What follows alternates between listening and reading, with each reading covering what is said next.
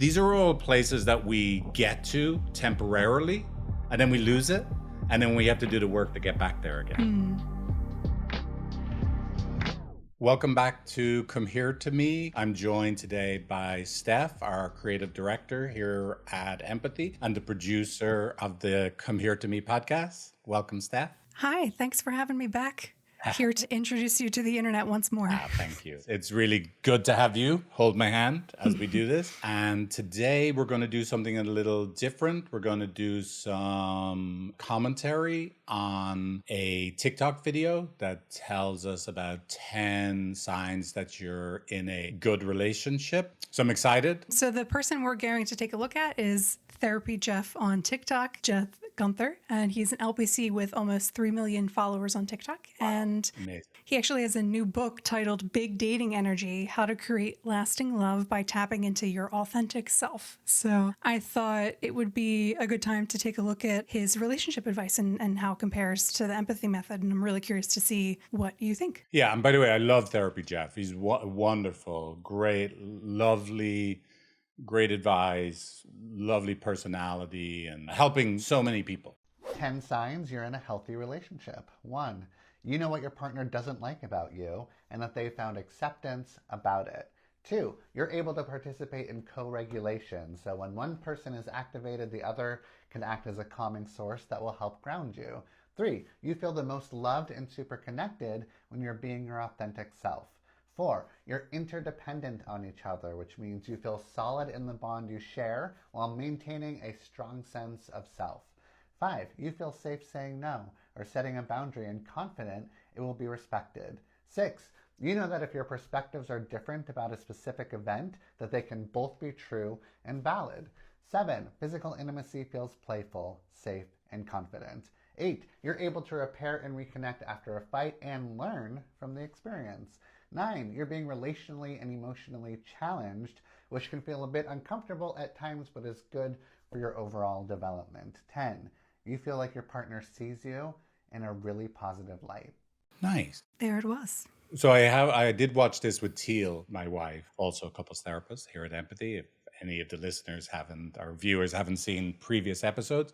And we both just were laughing a lot, right? With all due respect to TherapyJeff. The first big takeaway, it sounds like there aren't too many relationships in the world that would get over the threshold of having all 10 of those, or even the majority of those, as a permanent state in their relationship. A lot of the work we do with couples is we're trying to help here at Empathy, right? And myself as a couples therapist and all the other therapists on the team, we're trying to help people accept who they are, right? We do want people to be able to change, but we're trying to get that change from accepting who you are as a person, surrendering to it, accepting who your partner is, surrendering to it, and then loving yourself and each other from that place of understanding where we're both hurt people, we get threatened, we have reactions, and those reactions are going to make us look like the very opposite of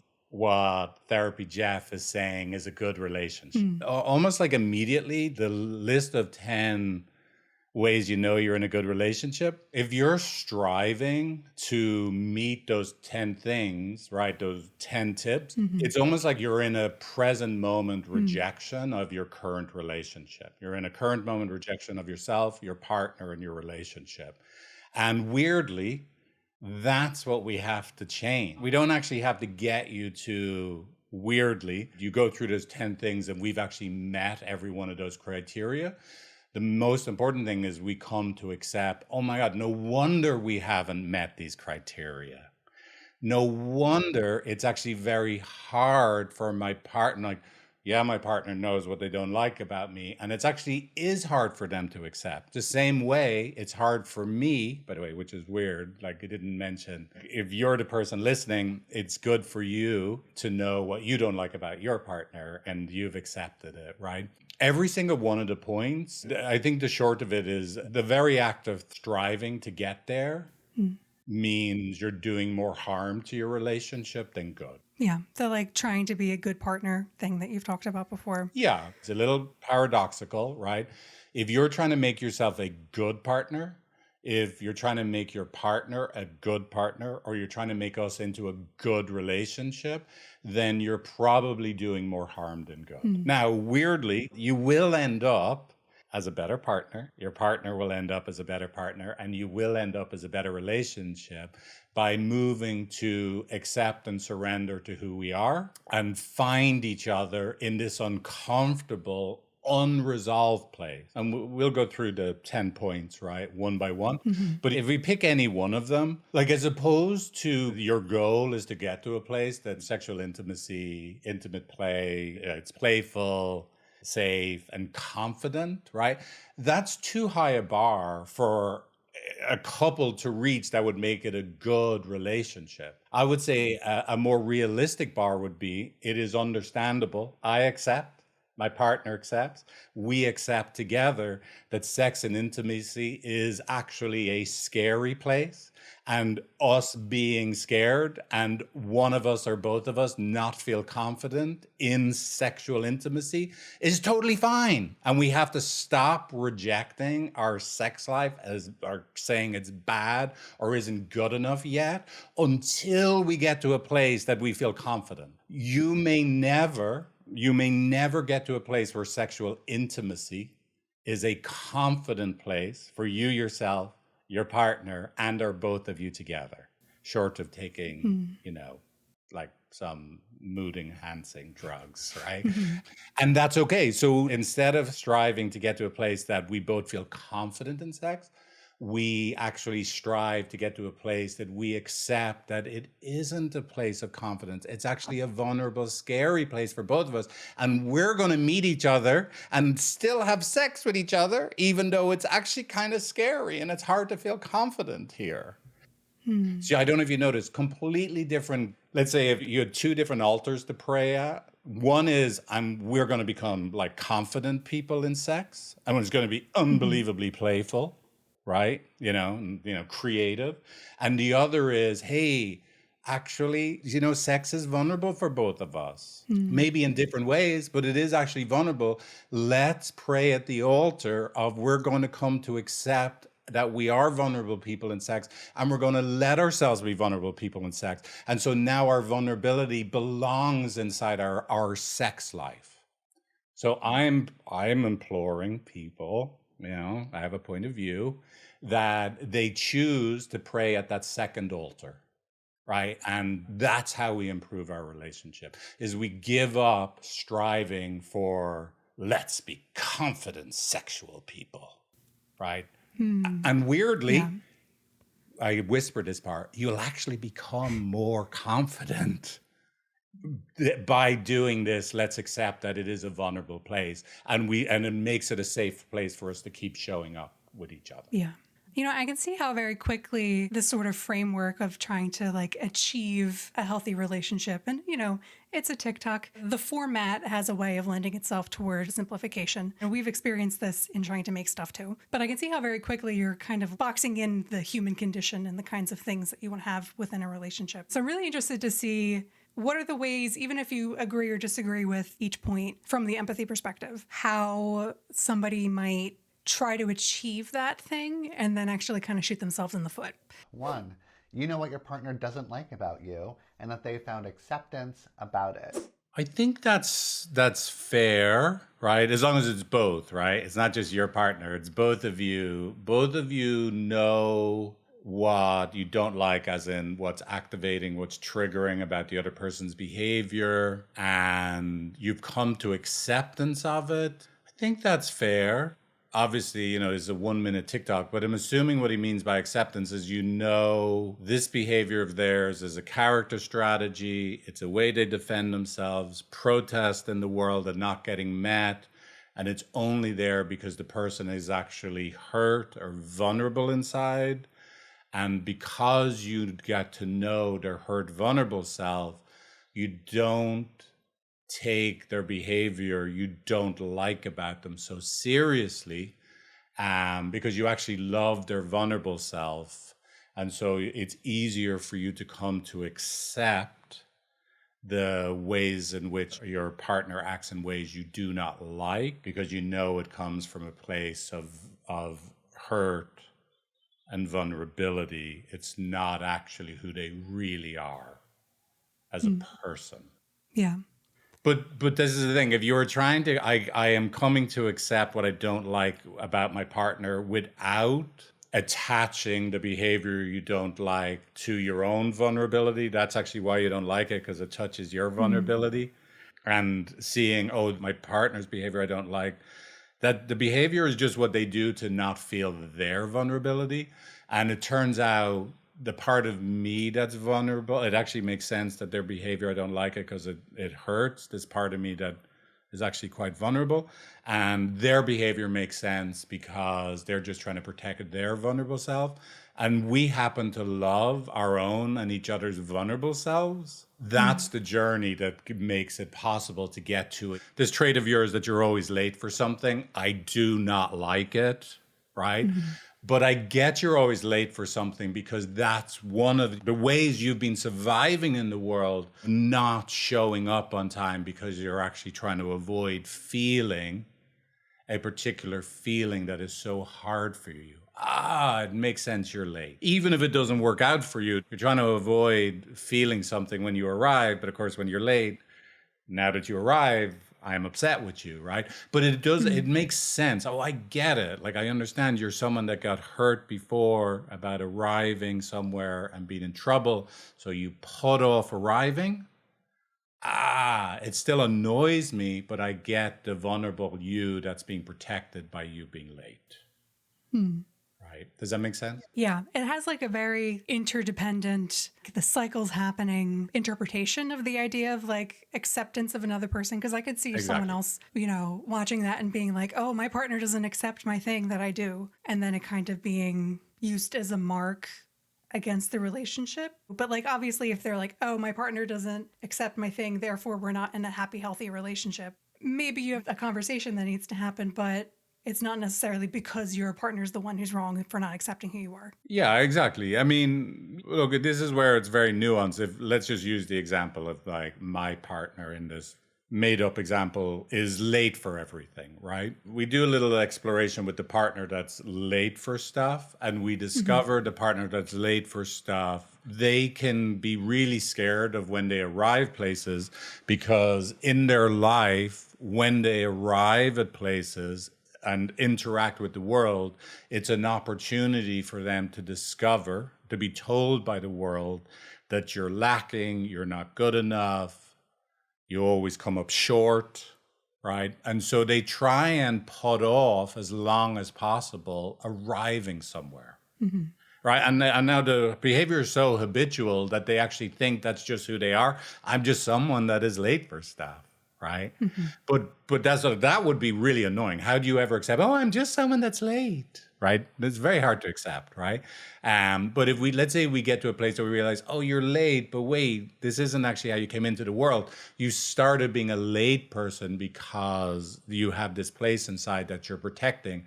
And it seems like being late will delay the inevitable contact in the world with the world that will get you more of the hurt that is so painful for you. Okay.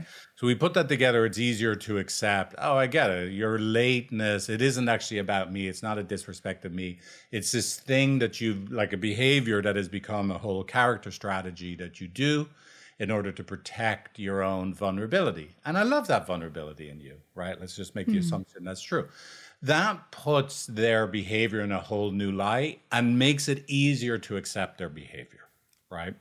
Now, let's say your partner cannot accept your behavior. Again, let's say there's this, look, I'm late. This is who I am. Like, you should accept it. You know, you don't like it about me and you should accept it. That's not fair because the other thing is also true. You being late probably touches, if it's something your partner doesn't like about you, the reason they don't like you being late, right? They don't like this about you that you're late is because your lateness touches an attachment significant place for them. I'm not a priority to you. You don't consider my feelings. I've told you this before. You don't hear me. So being late is wrapped in attachment significance. It means it actually really hurts at the deepest level when you're late. And so, of course, they can't accept your lateness because it's not about lateness in and of itself. It's about the emotional significance the lateness is wrapped in, which is someone that loves me wouldn't be late. So now just think if we put it this way, so that we'd have to pass through, of course my partner can't accept my lateness because they interpret my lateness as I don't love them. Should they accept the feeling of they're not loved? No way. So we'd have to pass through the fact that you cannot accept my lateness. I accept that you can't. It actually makes sense you can't because it lands inside of you like you're not loved. Oh my God, I get it. No wonder you're angry with me and you can't accept it. Right? You know, and like, so, and the way you get angry at me for being late and you make it such a big deal, that's actually what I haven't been able to accept about you. Right. So now we have this possibility that we could do acceptance squared. We could have all directional acceptance. I see that I'm late because this is a pattern of behavior I've developed because of the way like I'm not okay inside and I'm always delaying making contact with the world. Right. I love that part of myself. I see the behavior for flip's sake. I see the impact it has on you. It leaves you feeling unloved. And then I see now it makes sense why you're like so sensitive about my lateness and you just never can accept it in me. You're always making me feel bad. And then from the other person's perspective, we do the same thing. It's the same story, right? That they're able to see, oh my God, I see that you feel really bad inside. No wonder that you're just delaying contact with the world, that it would manifest as being late. And oh my God, I see how it hurts me and leaves me feeling unloved. And I see the way I'm now, I actually give you the feedback from the world that hurts you. When you're late, I do scold you. I go, you are a bad boy. Bad boy. Right? I wipe your nose in your poop, your lateness. And I give you more of the pain through my non-acceptance of you that you were trying to avoid. Now, both people see it like that. Oh, what a tragedy for both of us. Now we could have acceptance squared. I accept myself, you, and us and what we do. Yeah. So now listen, it's a TikTok video. In all due respect, like how in the name of God would you say that in a minute? Right. Right? Like, so in theory, I get it, right? I accept, I see what I don't like about the other person and I accept it. But what that actually means, the journey both people in the relationship would have to go as individuals and what they'd have to go through as a system together it's pretty profound. Like it's a lot of work and it's pretty profound. And it would be very easy to misunderstand that one, you should know what you don't like about your partner and accept it. Yeah. What most people are going to take away from that one statement is drastically different than what I just described. We would have to do to get there in a way that, okay, now I accept my partner's lateness because it breaks my heart every time they're late, right? And oh my God, every time I'm late, my heart's broken because I know it left you feeling not loved. And we kiss each other with that emotional meaning. I'm late. I'm in trouble again. You're not loved again. We're giving each other a hug where we're both the hugged and the hugger because we both got hurt and we're both accepting each other. That's the most important thing to be able to achieve. Yeah. Which, like, to me, the thing that's jumping out is kind of a process as opposed to like a state. Exactly. You got to be able to go through the process, right? You have to be able to have that experience, right? You got to have that experience. You got to trust you can have that experience. And that is, yeah, the goal would be we can have that experience of ourselves, of the other person, of us together.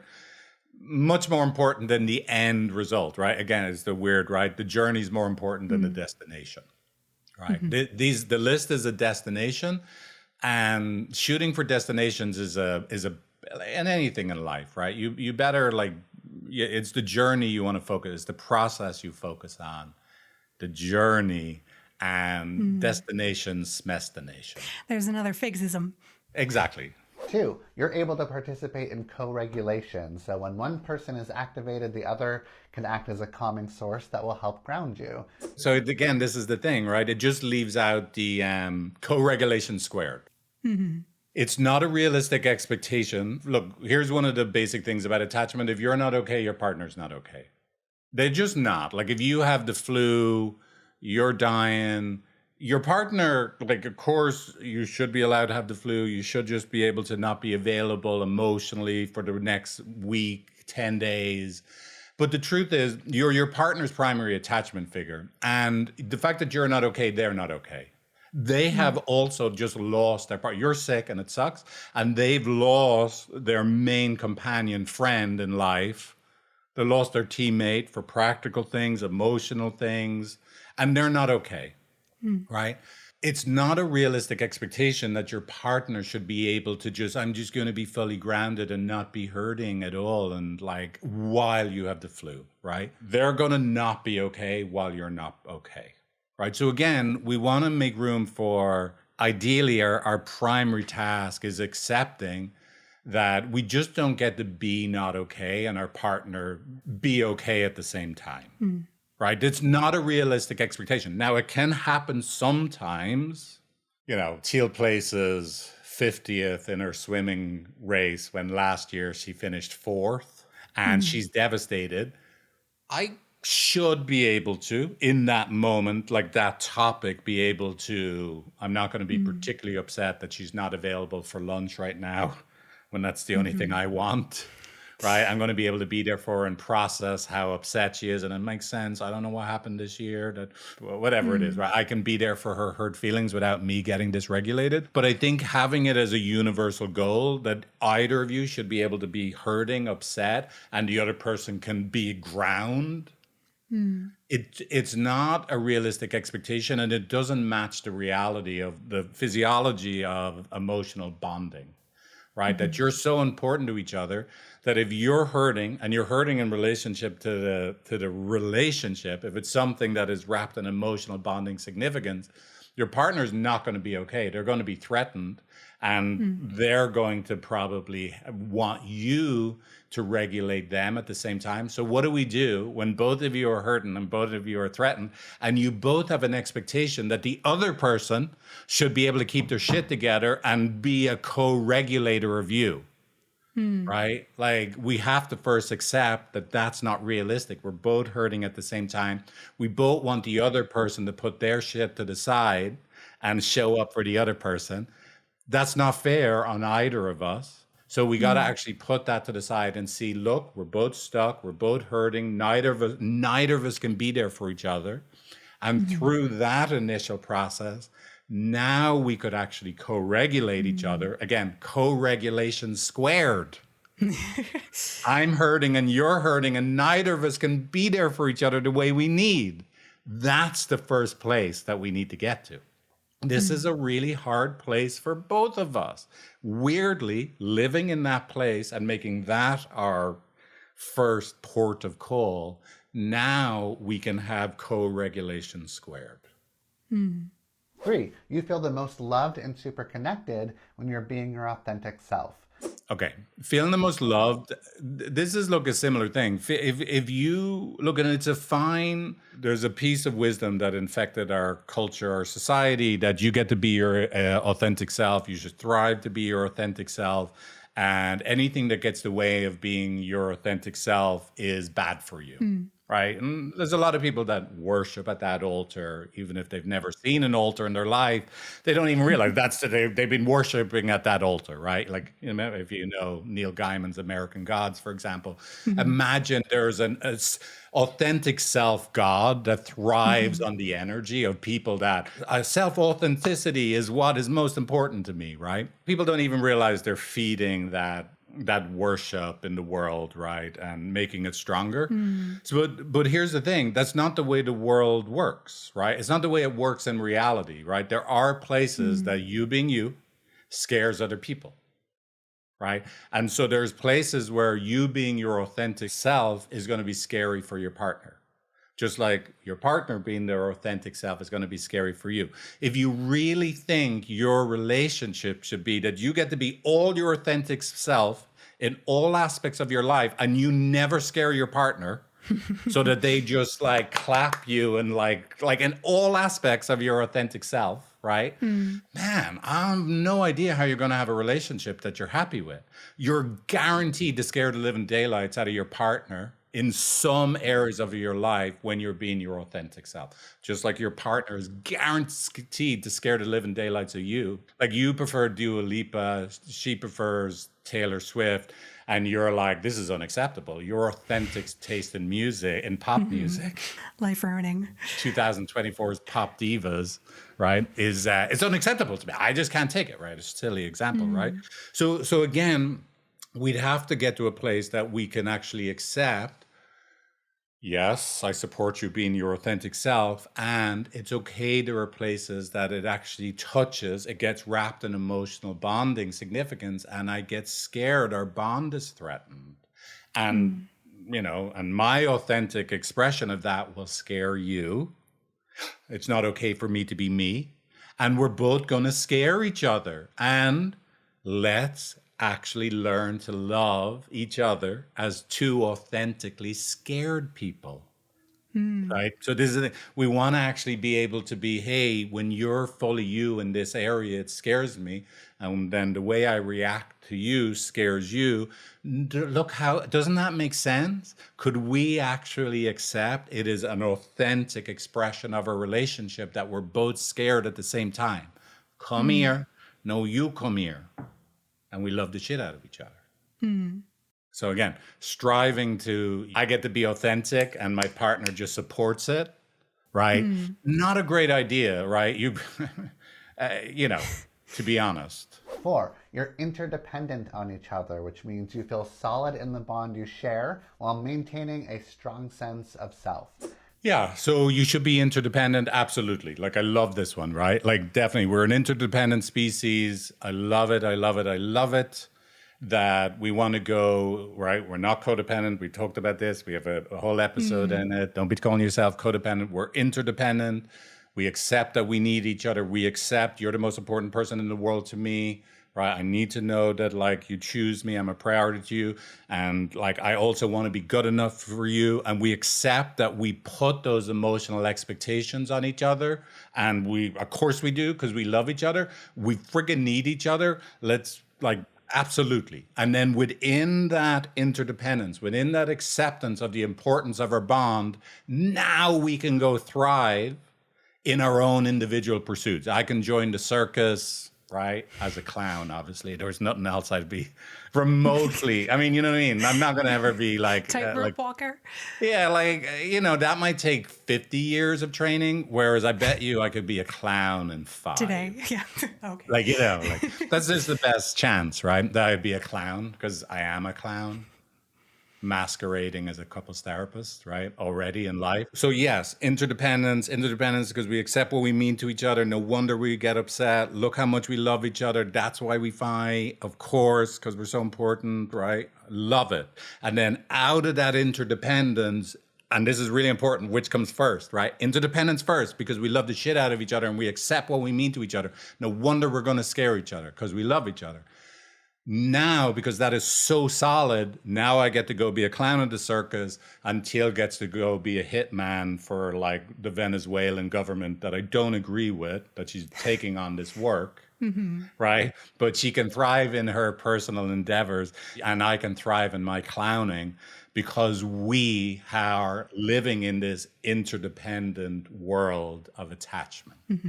So I have a funny feeling that's not exactly the way he means it, right? But yes, if that statement means we're interdependent and we also get to be ourselves, interdependence first, just like a child that grows up in a safe, secure attachment, they get to go be whatever they want in the world, right? Because they feel so solid that they're held by, whatever configuration, right? I'm enough from my parents, and they're there for me. Now I can risk new things. I can go be a self because I'm held inside of that secure attachment. So the order matters. 5, you feel safe saying no or setting a boundary and confident it will be respected. Okay, this is a really good one too, right? Same, right? Like, look, yes, of course you have a right to say no and it should be respected. And there will be times that your no is going to terrify your partner. Like, obviously there's like, no to like, if you want to say no to having sex, of course you have a right to say no to have sex. Use a really clear example. And it makes sense. There's going to be scenarios where your partner's going to feel abandoned. They're going to be scared. They're not wanted. It's going to touch real significant emotional bonding pain. And they may protest in some way, born out of the pain they're in. And their protest may be interpreted for you. They're not respecting my no. Right? Now, of course, if they were like grabbing you and trying to force you, like obviously is not okay, right? No violence, no threats of violence, right? But like that they go kicking and screaming, like they hear your no and they're like, I'm fucking bullshit, you fucking, whatever, right? Like that, I think it actually makes sense, right? Because your no touches them in such a painful place that it makes sense that they're going to have protest behavior in response. So again, it's just not that simple that I'm just me. I get to work out what's true for me and I get to say it and not include, and what I say impacts the world, my partner being the world's number one representative. It brings up in certain cases a vulnerable experience for them. It is so painful for them that they make a protest and I don't like their protest. So yes, you have a right to say no. Yes, but let's incorporate, of course, the world is affected on the other side of my no. And it makes sense that they are. So I say no, it leaves you feeling abandoned, not prioritized. There's no way for you to connect with me. That is really painful for you. So of course you try again to like get me to change my mind on whatever the topic is. Obviously sex is a really big one, right? It scares you. My no is not being accepted. So I'll probably have to say my no even more firmly, scares the other person even more. And look, ultimately, you have a right to say no in that scenario and others, but please expand your understanding of what's happening, that it is understandable that your no can terrify your partner and they're going to engage in some kind of behavior because they don't know how to handle their own terror when you're not there for them, when they actually look over and they're seeing, are you there for me? And your no to whatever the invitation was, it actually makes sense. It's really scary and they can't necessarily regulate themselves in that moment. I have a quick question, which is, Sure. is there a way that you would update that tip to like reflect a relationship with boundaries that you consider to be like within the range of healthiness and incorporating everything that you've said? Well, so here's the thing. Look, so nothing has to be different. Let's say it's like, look, I have a boundary that I don't watch horror movies. You take me on a mystery date to the movie theater and I get in and it's a slasher movie, right? Look, hold your boundary. No, walk out of the cinema. But after the fact, let's be able to zoom out and look and understand everything that happens. Hold your no. I told you this. It's fine. But what is it that happened, right? Let's start with the other person. I wanted to connect you. This thing is really important. I just love being connected. I love us doing a thing. I love like slasher movies. I still want you to be part of my world because that's just the way I am. So I'm moving towards that happening. It made you feel not heard, not considered. Your no is not respected. So you said a stronger no. You walked out of the cinema. It gave me exactly what I was trying to avoid, that we're not a team. I'm alone. So I try to explain myself. Now, there's no right or wrong in this. Like, look, the person is like, I'm really sensitive to us being a team, and I can't handle that. I only watch slasher movies on my own. I wanted you to do it, but it does make sense that I wasn't respecting your no, and I see how it hurt you, and no wonder you walked away. But I do see, even though my behavior was totally makes sense, that I walked out of the cinema, how it gave you more of the pain you were trying to avoid in the first place. Of now you're alone and without me.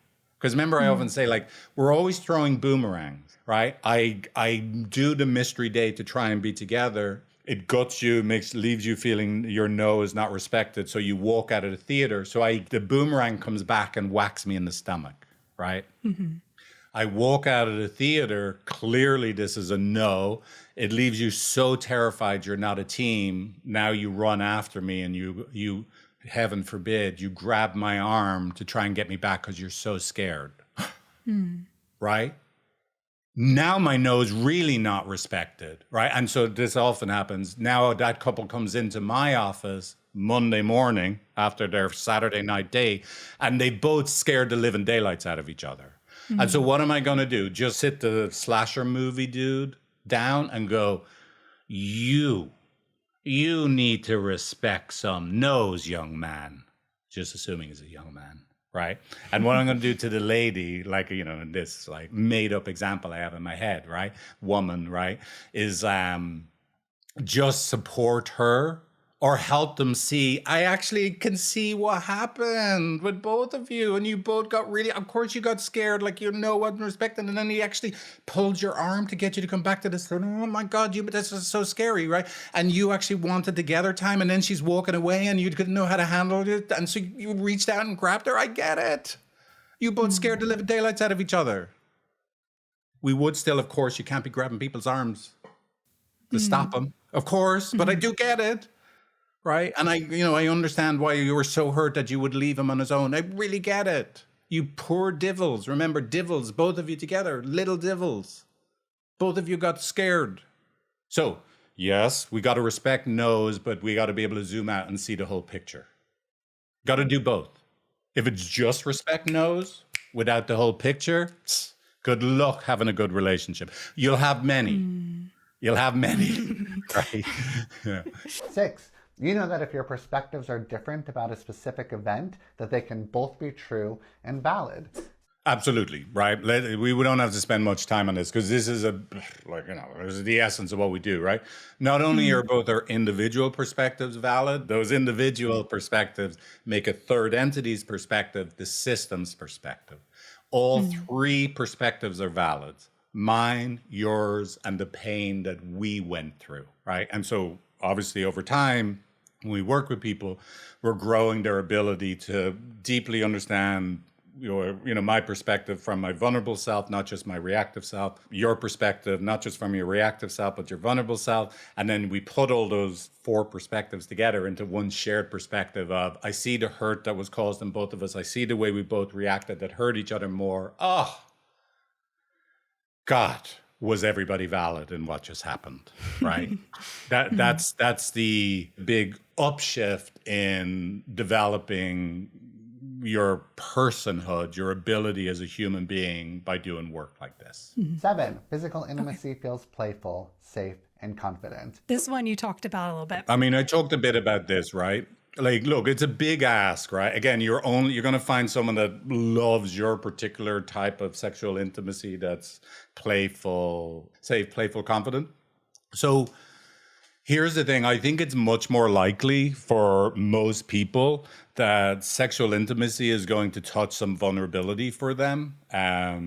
It's going to be wrapped in emotional bonding significance. I feel like I'm at risk of being rejected for my not enoughness, or I feel like I'm going to be too much and I'm not going to be chosen.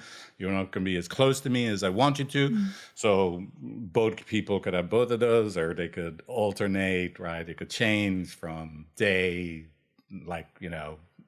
and instead of trying to get to a place that our sexual relationship is absent those kind of vulnerable feelings, thoughts, fears, we want to get to a place, I would say, what we want to strive for is we work out how to accept, surrender vulnerability, fear, lack of confidence is an actual natural experience to have in sexual intimacy. And we welcome those feelings into our sexual intimate relationship. And we learn how to have sexual intimacy as vulnerable, scared, non-confident people. Right? Because if you're not confident now, I'm not confident because I don't think that you want to be with me. And now that I think like you're no longer confident that you want to be with me, now I'm even less confident that you're going to be happy with me. And somehow let's make friends with that. That's a normal place to have sexual intimacy from. This idea that we would somehow leapfrog that ever into, hello, Sexy Fig is here. And then Teale answers with, I'm so glad you're home, Sexy Fig, because I'm confident, playful Teale. Ow! Right? Like maybe Tuesdays, that's Tuesdays. But we also have Wednesday and Thursday. We're two scared people in sex nights. At the very least, we got to make room for our scared selves, our vulnerable selves to be part of our sexual intimacy. 8, you're able to repair and reconnect after a fight and learn from the experience. Absolutely, right? All fights are opportunities to understand yourself, the other person, what we just co-created with each other, and an opportunity for us to repair where we give each other the love now that we couldn't give each other while we were fighting. So we actually, every fight gives us an opportunity to actually get closer and to strengthen our love with each other. So absolutely, love it. Love it, love it, love it. As you and Teale have said before, the magic is in the repair. The magic is in the repair. So yeah, it's brilliant. 9, you're being relationally and emotionally challenged, which can feel a bit uncomfortable at times, but is good for your overall development. Yeah, I love this too, right? Like I remember the last 3, I was like, the last 3 are perfect, right? You know, your relationship is your best personal development vehicle, right? At Esalen, you know, where I used to live, anytime you're going through a hard time, you go like yet another fucking growth opportunity. That's what you tell you. Someone asks how you doing today, and you go, I'm in another fucking growth opportunity, right? And you're like, you know, the 2 greatest growth opportunities in my life, right? Relationship, right? Because I'm going to be challenged. I'm going to meet parts of myself. I'm going to create carnage with someone else, and I have this opportunity to grow, and it's going to be uncomfortable. What an amazing vehicle to be with someone that will be in that growth opportunity with you, where we're constantly learning, even though it's uncomfortable for us, right? Incredible, right? Relationship is an opportunity, and that discomfort is hopefully we can welcome it and turn it into personal growth and even greater connection with each other. It's brilliant. 10, you feel like your partner sees you in a really positive light. Absolutely. Yeah, look, it's so important that you see each other positively.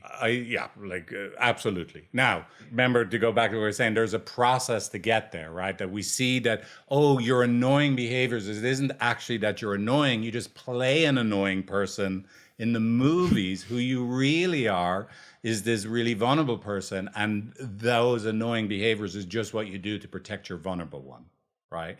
And the same for you, right? And if we get that really deeply, right, then we come to love the place where your annoying behaviors come from. And so we start to feel safer with each other. We see each other in a positive light. We can have more fun, playfulness, be more confident with each other. But yeah, seeing each other in a positive light, it's a process to get there. And we don't just get there and we stay there. By the way, this is really important on all of these points.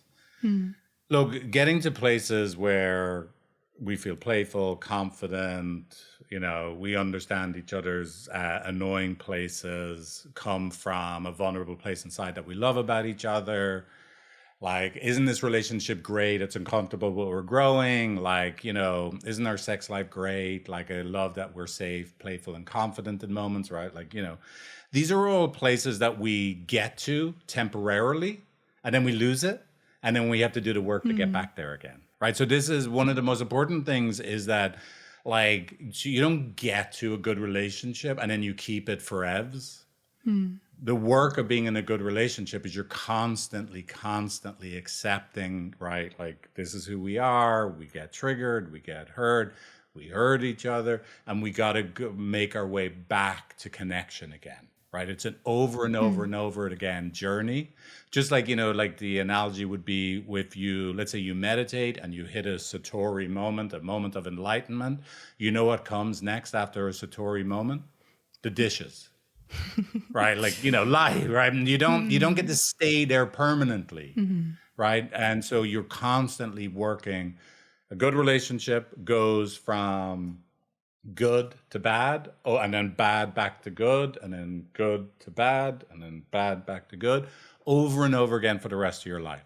Your job is to accept that and do the work. The real work starts when it's bad and get back to good. Seeing each other in a positive life as a light, as a baseline, and then we only visit temporarily. We see each other in a negative light, and then we know our work is to get back to seeing each other in a positive light, back in the good column. That's what the work is. It's not a permanent forever state of we see each other in a positive light. And that's, again, really important to accept. It's constant work. We can't just take it for granted we see each other in a positive light. We got to work on maintaining it.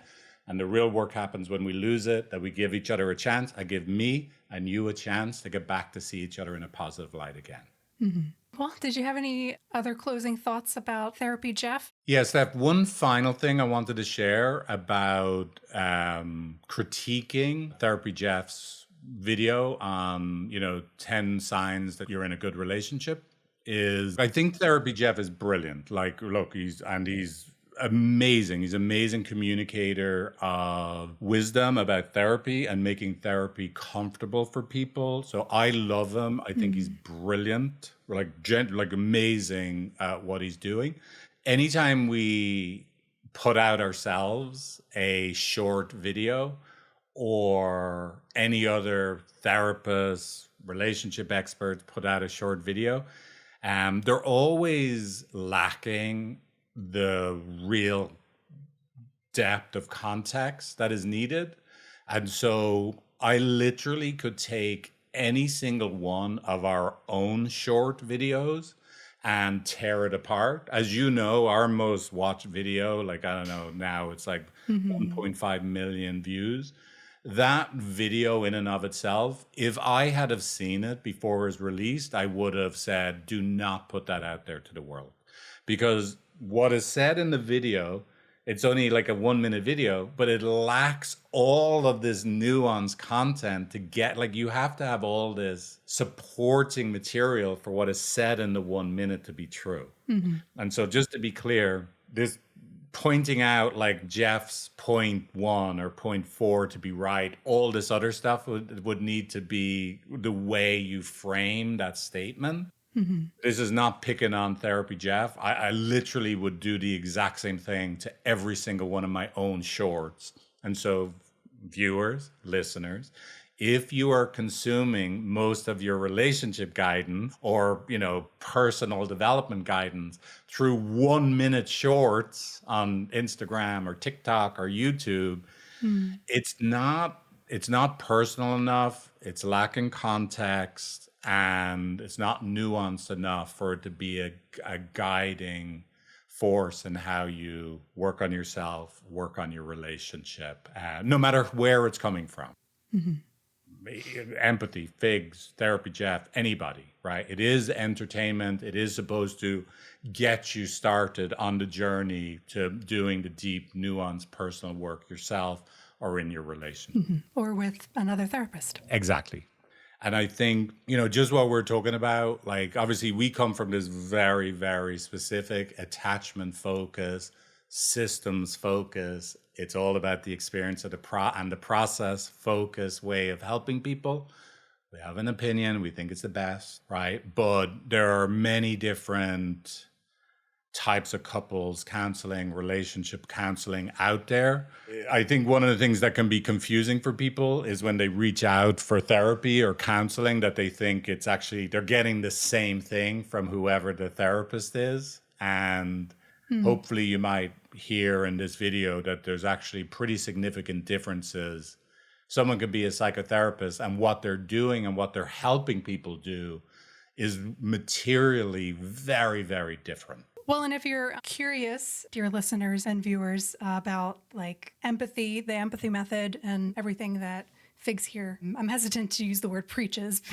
I do, kind of, yeah. I'll leave a couple links in the description and you guys can take a further gander or, listen next week. Yeah, so I'm trying to be better at asking, listen, watch the videos, subscribe, give it a like, leave a comment. It helps with the algorithms. Just helps us reach more people. Thank you. And we will be back with another episode next week. Thank you.